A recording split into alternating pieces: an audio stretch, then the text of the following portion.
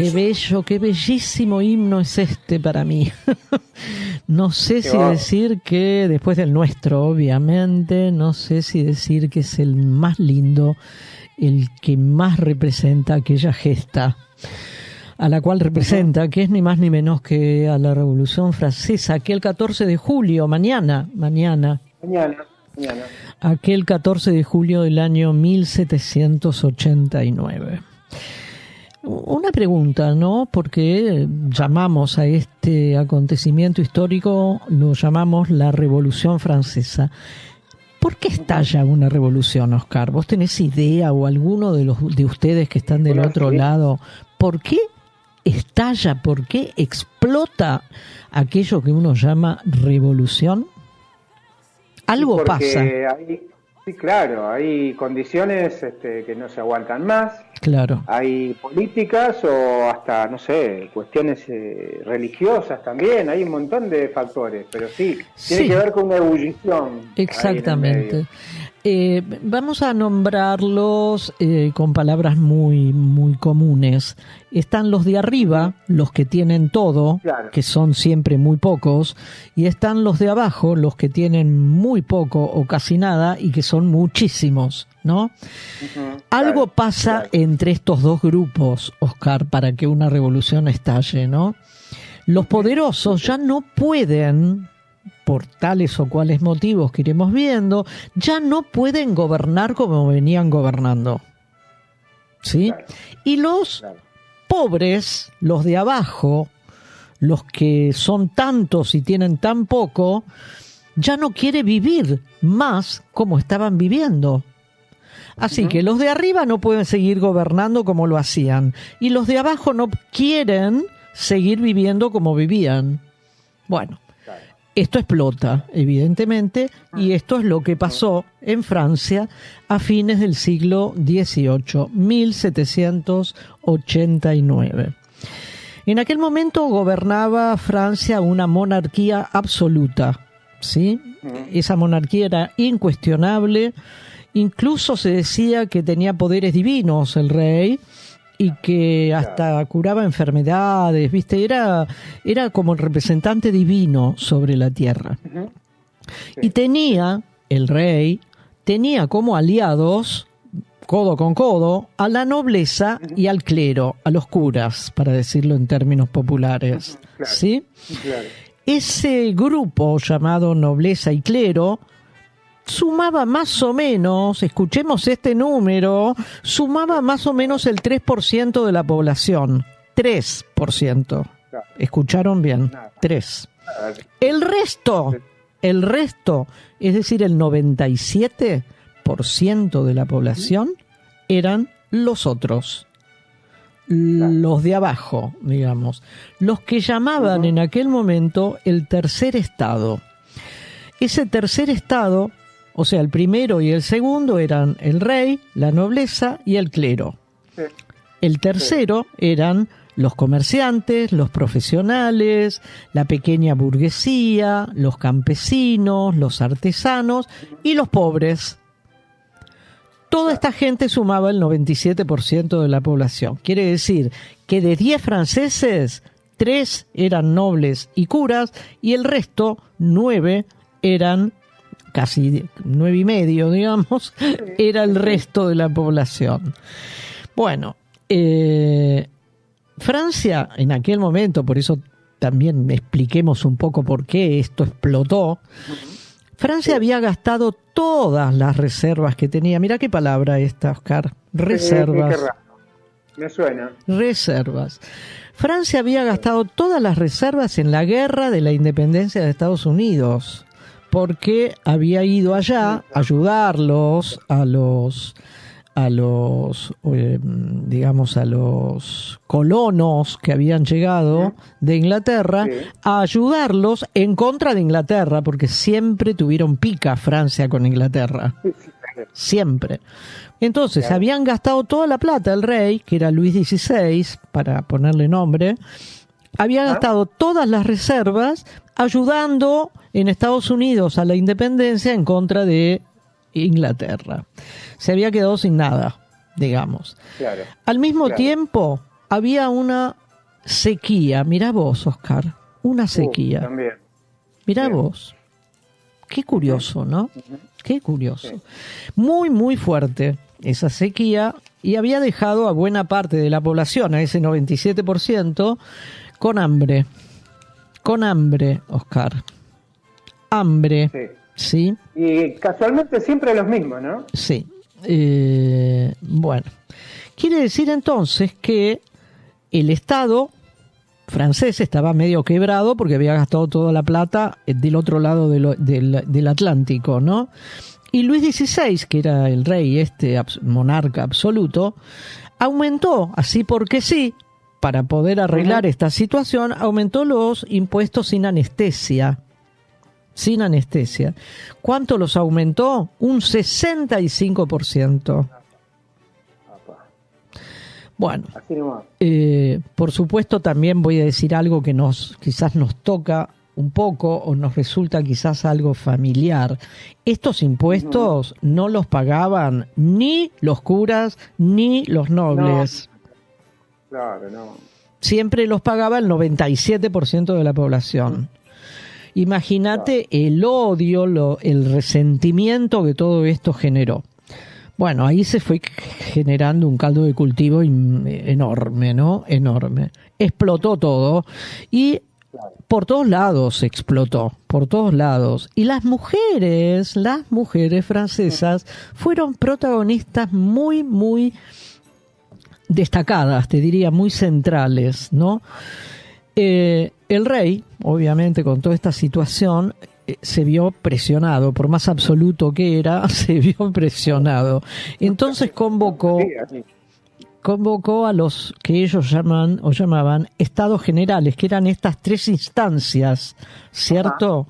El rey, los nobles, el clero y todo el pobrerío. Más cierta pequeña burguesía, ¿no? Que eran los comerciantes fundamentalmente. Sí, que vivían de ellos también. Exactamente. Bueno, convocó a esos tres, algo así como una asamblea, digamos, y se reunieron 170 años después de lo que había sido la anterior reunión, ¿no? La anterior asamblea. Imaginemos la gravedad de la situación para que el rey absolutista, después de 170 años que habían sido otros reyes, volviera a convocar a esta asamblea. Bueno, estaban los que defendían a la monarquía como de costumbre, ¿no? Siempre hay opiniones diversas, y que querían algunas reformas, pero un poco tibias, ¿sí? Claro. Pero la burguesía, que eran los del tercer estado, ¿no? Los comerciantes, digamos, se rebeló frente a esta tibieza que querían los monárquicos y planteó un voto por persona en lugar de un voto por orden. Antes votaba un voto la nobleza, un voto el clero y un voto el tercer estado. Imagínate qué falta de equidad, ¿no? Sí, claro que sí. Porque el 3% tenía 2 votos y el 97% tenía 1. Imposible. Bueno, los pequeños burgueses, los comerciantes y algunos profesionales pidieron que el voto fuera por cabeza, 1 por 1 votara, ¿sí? Claro. Bueno, y además también reclamaban derechos individuales y la sanción de una constitución, porque ya no iba más el tema de la monarquía y menos absolutista. Bueno, el rey, Luis XVI,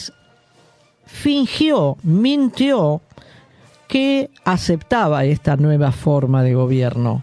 Pero ojo, porque esa forma de gobierno limitaba sus poderes absolutos, ¿sí? Claro. Mientras mentía esto, iba preparando, también algo que toca de cerca a toda nuestra América Latina, un golpe de Estado. Un golpe de Estado. Pero la gente de París, el pueblo, el tercer estado de la ciudad de París, se enteró de esta mentira o de este engaño y salió a las calles, Oscar, como siempre, ¿eh? Y explotó todo. ¿Qué fue lo que explotó fundamentalmente? La famosa Bastilla, que era una cárcel. Claro, la toma de la Bastilla. Era una cárcel que en aquel momento era el símbolo del poder y del autoritarismo, esa cárcel. El pueblo salió a las calles con las mujeres también a tomar la Bastilla. Y eso sucedió el 14 de julio de 1789. Ahí empezó la revolución. Y esta revolución cambió para siempre a Francia y cambió para siempre al mundo, Oscar. Sí, al mundo. Bueno, en principio pasó a gobernar una monarquía constitucional, controlada por un parlamento, ya no era absolutista, ¿no?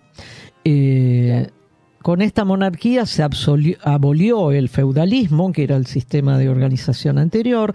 También se abolieron los títulos de nobleza, ya que ese segundo estado desapareció. Se confiscaron tierras a la iglesia. Imagínate lo poco que les gustó. Claro, terrible. Eliminaron.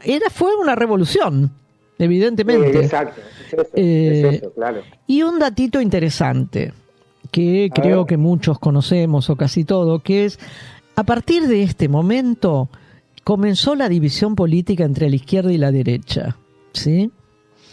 Claro. En agosto de ese año, 1789, los diputados decidían si el rey podía vetar las leyes y decisiones que ellos tomaban. Salvando las grandes distancias, es un poder que hoy mismo tiene el presidente, ¿no? Los presidentes, no solo el nuestro, varios de Estados Unidos. También lo tiene, sí. El veto, el derecho a veto que tienen los presidentes. Claro. Bueno, es una medida, digamos, o una atribución muy antigua y para algunos politólogos es retrógrada esta del veto, pero arranca de allá, arranca de allá. Claro. Para votar en esa asamblea que te digo que eran los 3 estados, se sentaron unos a la derecha y otros a la izquierda. Los que estaban a la derecha votaban a favor del veto del rey, que el rey tuviera el derecho a vetar. Esos se sentaban a la derecha. Y los que se sentaron a la derecha votaban en contra. Claro. ¿Sí? Y pedían que además gobernara, ya basta de una monarquía por más constitucional que fuera, querían una república, no más un monarca. Esos a la izquierda y los otros a la derecha.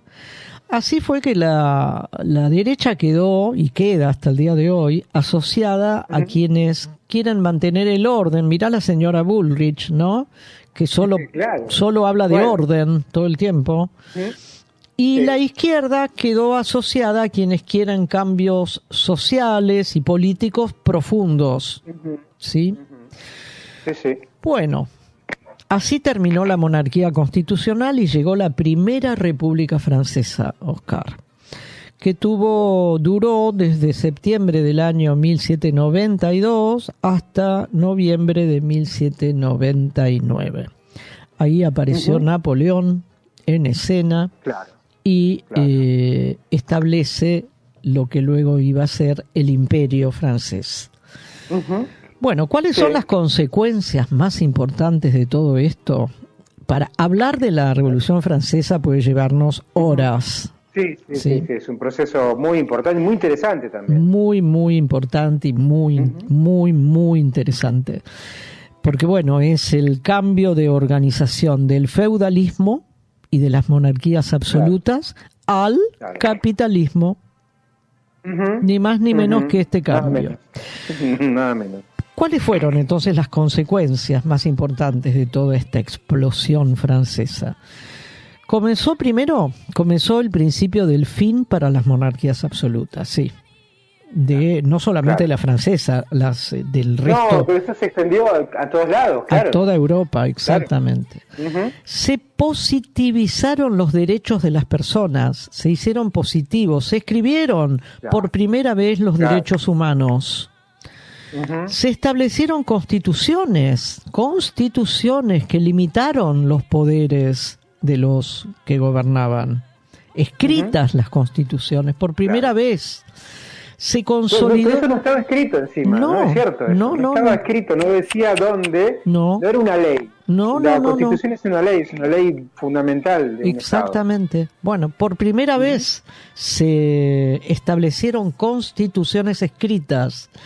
Se consolidó el poder de la burguesía.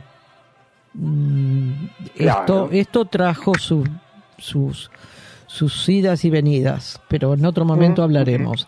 El feudalismo como sistema económico dio paso al capitalismo.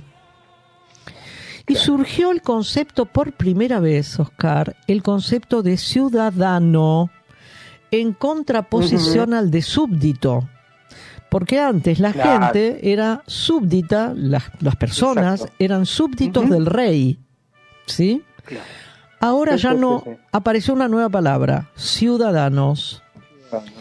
Y otra consecuencia de entre las muchas que hubo es que las ideas revolucionarias que esta explosión puso sobre la mesa se extendieron como un reguero por todo nuestro continente americano. Claro, también, claro. Y así empezaron cada una de las colonias españolas a independizarse de España.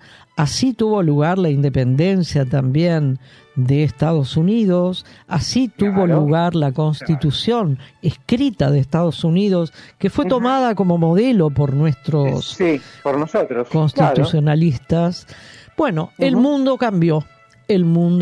Tanto cambió que esa fecha, el 14 de julio, es una fecha que no se puede olvidar y que además marca el fin de una era que fue la edad moderna en la historia y marca el comienzo de la edad contemporánea, que es la que vivimos hoy todavía. Ese cambio de edades históricas tuvo lugar a partir de esta brutal explosión francesa que marcó un antes y un después para la humanidad. No todo fue bueno, ¿eh? No, claro. No todo llegó tan lejos. No. Ni tan profundo. No, por eso en otro momento hablaremos un poco más si interesa el tema. Tenemos que hablar de la revolución burguesa. Exactamente, porque si hilamos un poco más fino, Oscar, esta fue una revolución burguesa. Exactamente. Pero bueno. Acompañada por las clases más bajas, pero bueno. Es para otro día. Bueno, sí, pero lo dejamos ahí. Y escuchamos los acordes de la Marsellesa, por favor. Para irnos a esta primera hora. Dale. Vamos.